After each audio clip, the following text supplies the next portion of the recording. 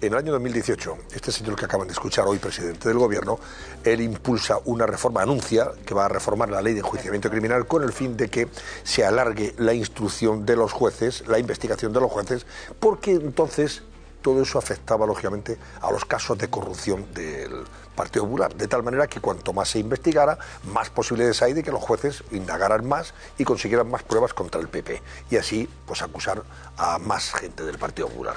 Ahora, como no le conviene que esa instrucción sea extensiva y larga por parte de dos jueces concretamente, el juez de la Audiencia Nacional, García Castellón, y el juez de la Audiencia de Barcelona, Joaquín Aguirre, uno investigando a Puigdemont por posibles delitos de terrorismo, el otro investigando también a Puigdemont por posible relación con Putin, o por lo menos aquella gente que, dependiendo de Putin, se sirvió de toda esta ofensiva de la amnistía en Cataluña para desestabilizar a España y por ende a la Unión Europea, y le podría acusar de traición por sus relaciones con Putin, o con la gente de Putin, con los agentes rusos. Muy bien.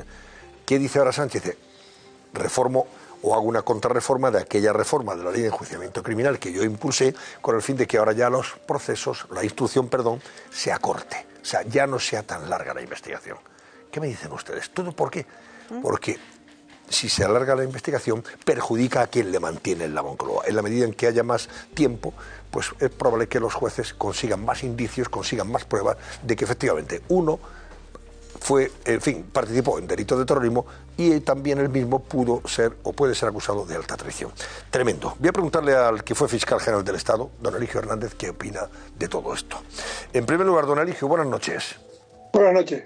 Bueno, ¿qué pasa, usted que ha estado en la Fiscalía General del Estado, para que un fiscal del Tribunal Supremo en 4 días sostenga lo contrario de lo que había escrito antes a propósito de este asunto del terrorismo? 4 días antes decía que sí, había indicios de que se podía investigar a Puigdemont por terrorismo, en línea con lo que sostiene el juez García Castellón. 4 días después ya dice que no, que como mucho desórdenes públicos. ¿Qué ocurre? Cuando un fiscal emite un informe y luego lo modifica en sentido contrario, eso no tiene precedentes en la historia del Ministerio Fiscal que yo conozco. Y peor es si lo hizo por mandato del fiscal general del Estado, porque no estaba obligado el fiscal del Supremo a obedecer al fiscal general del Estado en ese tema. Hay un artículo en el Estatuto del Ministerio Fiscal, que es el artículo 27, que le permite al fiscal oponerse a la orden del fiscal general del Estado si considera que es ilegal. Por lo tanto, no tiene precedentes. Un fiscal modifica su escrito cuando ha abierto el juicio oral, emite un escrito de calificación y puede modificar el escrito que ha hecho la instrucción penal. Y cuando ha abierto el juicio oral puede elevar a definitiva sus conclusiones provisionales. Pero antes, una modificación yo no la había visto nunca. Claro, entre medias ha obrado una llamada, una reunión del fiscal general del Estado con el fiscal del Tribunal Supremo para que éste cambiara de opinión. Pues merece la crítica más, la mía por lo menos, del fiscal del Tribunal Supremo. Después de haber hecho un dictamen que se le obliga a hacer otro, tenía la obligación de oponerse, porque le faculta el Estatuto del Ministerio Fiscal para eso. Y si el fiscal insistía, que por lo visto no hubo un mandato escrito, pues se eleva la causa a la Junta de Fiscales de Sala, que ha de determinar si la orden del fiscal es correcta o no. Es decir, el fiscal del Tribunal Supremo, que ha obedecido al fiscal general del Estado, en mi opinión, ha cometido una infracción gravísima. Menos mal que parece ser que se reúne el martes la Junta de Fiscales de la Sala Segunda del Tribunal Supremo, que es el que ha de ratificar o no si ese dictamen del fiscal del Supremo es correcto o no. Sí, Yo sí. espero que digan que no.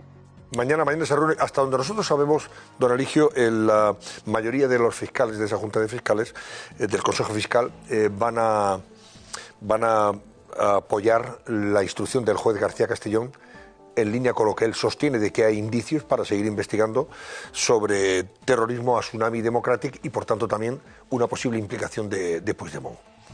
Es que es incuestionable la instrucción del juez Castellón. Con el artículo 573 del Código Penal en la mano, cualquier agresión, cualquier delito grave que se cometa contra la vida o integridad de las personas es terrorismo si se hace para, naturalmente, subvertir el orden constitucional. Luego quiere decir que unos actos en los que salieron lesionados 2 policías que han sido inhabilitados, eso es un acto de terrorismo, lo dice el 573. Y la tenencia y depósito de explosivos que tenían los comités de defensa de la República también es terrorismo. Y ese delito de terrorismo, por eso no lo han cambiado, porque ya les gustaría cambiarlo. Ese de 573 no lo cambian porque es la copia exacta de resoluciones del Consejo de Seguridad de las Naciones Unidas y de 2 directivas de la Unión Europea. Es decir, de nada les vale que cambien el Código Penal porque los jueces europeos aplicarán las directivas comunitarias y las resoluciones del Consejo de Seguridad. Por eso digo que en ese marco la instrucción de Castellón es, en mi opinión, impecable. De momento parece que no quiere tocar el Código Penal y el delito de terrorismo, así lo ha dicho Sánchez, pero, como usted también habrá visto y escuchado, sí que ha anunciado una posible reforma de la Ley de Enjuiciamiento Criminal para que los jueces, como García Castellón o Aguirre, no puedan dilatar sus investigaciones, su instrucción. Cosa contraria de lo que él defendió 6 años antes, porque entonces consideraba que era demasiado corto el periodo que empleaban para investigar, y claro, eso podía beneficiar al PP y sus casos de corrupción. A mí esto me parece, de verdad, en fin, una golfería, permítame la expresión, señor. Bueno, desde luego, don Eligio, porque todo esto se hace en función de la defensa de un tipo que es el que le mantiene la Moncloa. Yo ya no me extraña nada de Sánchez porque se ha saltado todas las líneas rojas que él mismo ha establecido. Pero en este caso es tal la ignorancia supina de limitar la instrucción de los jueces, es tal la ignorancia que si se piensa que va a limitar la instrucción y que una vez que se cumpla el plazo de instrucción ya no se puede seguir investigando, ignora completamente la ley de enjuiciamiento criminal. Yo me imagino que estarán pensando mis compañeros que, como yo, hemos sido jueces de instrucción, porque si no ha habido tiempo en el plazo de practicar todas las diligencias, luego en el escrito de calificación se pide una prueba anticipada y una nueva prueba para que se pueda practicar el juicio oral. Y una vez empiece el juicio oral, también se puede proponer pruebas. Es decir, nunca se podrá concluir una instrucción penal, aunque se la limite, para poder abrir el juicio oral. Eso lo ignora completamente. ¿A qué viene ahora el cuento este de limitar la instrucción? Como si limitando la instrucción pudiera agotar la instrucción. La instrucción no se agota mientras no se abre el juicio oral. Y eso es algo que lo sabemos los jueces de instrucción perfectamente porque lo aplicamos todos los días. Yo estoy jubilado, pero lo apliqué todos los días. Por eso abundo en este asunto, don Eligio, porque esta, por ejemplo, es el titular de portada del diario El País, mañana. Sánchez ofrece a Junts, o sea, a Puigdemont, limitar los plazos de las instrucciones judiciales. Sí. ¿Esto es papel mojado? Papel mojado, completamente papel mojado.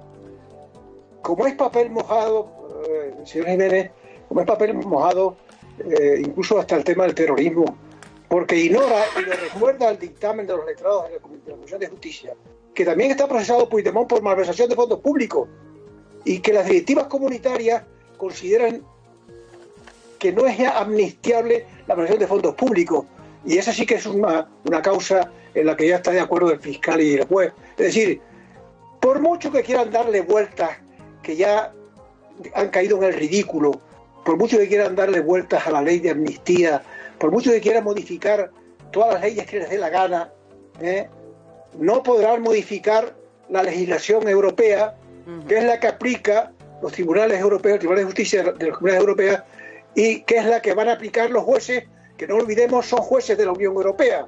Por lo tanto, ¿para qué tanto imbecilidad de un lado para otro, poniendo, además, erigidos en juristas?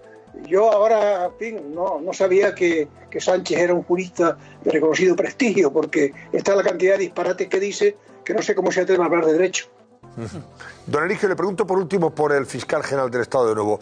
Su situación es la que es en función del apoyo que tiene del gobierno. Antes recordábamos cómo fue condenado por desviación de poder y reprobado, etcétera, etcétera. ¿Es sostenible un fiscal general del Estado tan desprestigiado como este?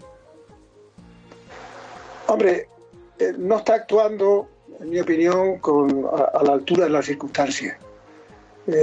Yo no me gusta juzgarle, porque fui fiscal general del Estado, pero desde luego, en esta ocasión, en este caso concreto, me parece que su actuación es reprochable.